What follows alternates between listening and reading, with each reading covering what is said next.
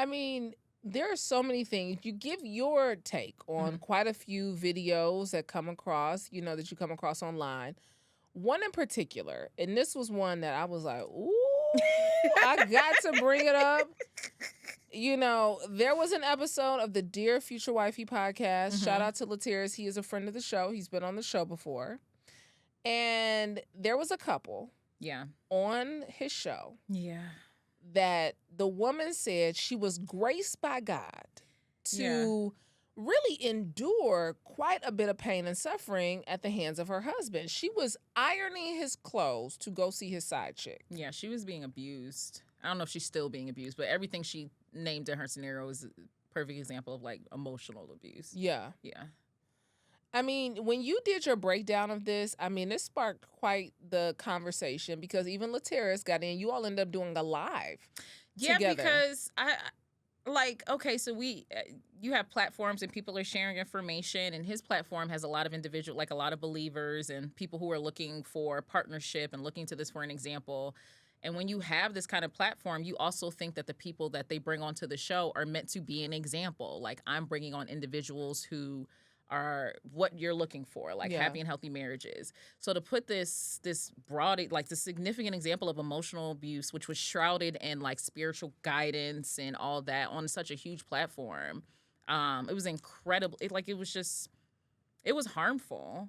And I typically I go back and forth with like what I comment on because I have 2 children. Like I typically just post like a bunch of mental health stuff, but I miss out on stuff that's like live. But that one just kept coming up and like everyone kept sharing it. And I'm like, surely, how people share the worst clips. And I'm like, surely it's just a clip. It was the entire interview. Because you said you went and watched the whole thing. I had to pause so many times. Yeah. I was just like, all right, we only got like 20 minutes left. We can do it. We can do this. It was really bad. It was the whole thing. It wasn't just a clip. Like, it wasn't just one of those moments where people chose like the worst thing. They chose one of the many bad things that was said during it. Yeah. I really want to lean into this conversation because you talked about even like the people who tune into a show like that, they are looking for a Christian relationship. They're looking for a relationship that's kind of steeped in faith. And so I'm sure that with the people that you see in practice, you are coming across a lot of Black women who are, they're held by quite a sum of beliefs that may be keeping them stuck, maybe keeping them stagnant, or maybe be keeping them in relationships that don't serve them. Yeah, and I would say that's true for Black men too, right? Like, even a big thing I see with Black men is not recognizing when they're being treated poorly, like only for what they can provide tangibly.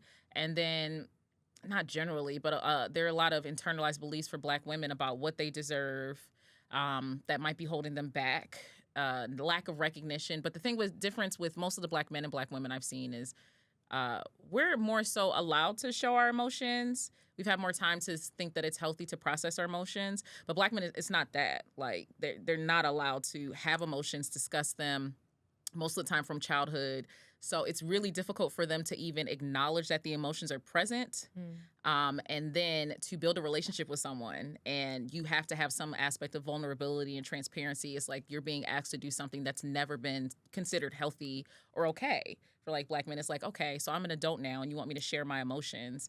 But as like a Black man, I've never been told that that's okay. So I'm just supposed to know how to do it. It's like walking into intermediate French and then being surprised, like, what you mean you don't speak French? It's like, it's my first day. Yeah. It's my first day. Bonjour to the monde. Like, remember that episode of Different World. They just start singing that, what's the Patti LaBelle song? I can tell you, this is it. Like, voulez-vous coucher? That's it. Yeah, but that's kind of like the expectation, and it's tough because like, and we're also dealing with Black people, so like we're in a relationship where many of us have been harmed by the other, and it's just like, I know we're still a community, but people just get rightfully, justifiably upset, and it just goes into this whole thing. And then when it comes to the church is such a big tenet. Like, spirituality and faith is such a big thing within the Black community that we look to these individuals as leaders. Like, we've always looked to individuals of faith as leaders in our homes and our communities in civil rights. So to see something so toxic put on such a huge platform, because that's a huge platform, like very, very big. It's just like people are going to think this is appropriate. Someone who's getting treated the same way is going to think, Oh, well. I was graced by God. Yeah, like maybe I need to tough it out. Someone who may have been considering leaving may think, well, that happened when they were in their 20s and they're in their 50s now, so maybe I just need to stick it out. Like, I understand everyone's not a clinician, but you got to have some sense now. Like, there's no way you thought that was okay. Yeah. What are the things that you are seeing when you are encountering us from a cultural standpoint of Black people? Because you love Black people. You I sure treat do. Black people, baby. You blackity black, All day. black. Okay, it's my favorite people. I like everybody else, but it's just not equal. You know what I'm saying? Like, and that's okay. Just gonna be honest. You know. Like, listen. So when you're seeing that, so many people coming in, I'm sure sitting across from you, and they have these beliefs that have been a part of their upbringing. When we talk about this obedience, or when we talk about this long suffering, what are you seeing that you're like, hey, I want you to start rethinking and reframing these things? I think that one of the best things about therapy is you get to like slow down and have someone on the outside actually show you that this is like an unhealthy thought process, or it's like a pattern. Because a lot of times we can be surrounded by individuals who are going through the same thing. So what's happening around us, like everyone who's having these thoughts about, I'm only what I can provide, and, it's okay to be treated poorly. Everyone's getting treated that way, so it's normalized. But normalized and healthy isn't the same thing, right? So, like, I think it's helpful to have someone who's objective, who can be on the outside looking in, who has no stake in the game. Like, I'm really just a collaborator on helping you reach your goals.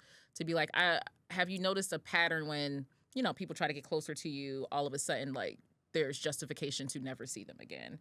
Or have you noticed, say, a lot of women come in with these thoughts that they need to keep going and going and going, even when it's like unsustainable striving, even though there's signs that like you're about to break down, and you still justify it. So like, do you have any appropriate examples of like individuals who didn't push through the pain, who didn't turn their pain into productivity, who didn't bottle things up? And it's just like, oh no, I've never had that. And it's just like all of the women in my family are like that. I'm like, yeah, it's normalizing all the women in your family, but it's not healthy. Yeah. Right. So it's really helpful to be able to have someone to slow it down and try to do more of like root work. So I specialize in Black health and well-being, and I think a lot of times people will see clinicians and they maybe don't look like them, or they've been trained differently, and they do a lot of branch work, which I consider is just like, okay, so let's do some breathing exercises, let's do some journaling, which can get to the root at times. But the difference between branch work and root work is more so like, say you're consistently like thirsty and someone just tells you to drink water. That's helpful, right? For the moment. But no one's taking the time to think about like, why have I been dehydrated for weeks or months, right? Like, you can't just drink the water. You also have to be like, well, let's also get to the reason why I was dehydrated in the first place. With the Black community, there's a lot of like internalized limiting beliefs. There's a lot of things that are normalized that are inappropriate.